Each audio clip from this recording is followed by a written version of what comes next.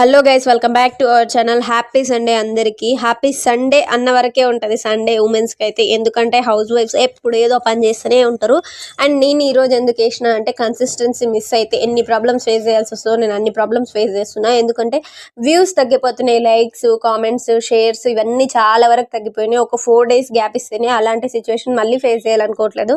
అందుకే సండే అయినా కూడా ముగ్గు అయితే పెట్టి వీడియో అయితే షేర్ చేస్తున్నాం. ముగ్గు ఎలా ఉందో కామెంట్ చేయండి.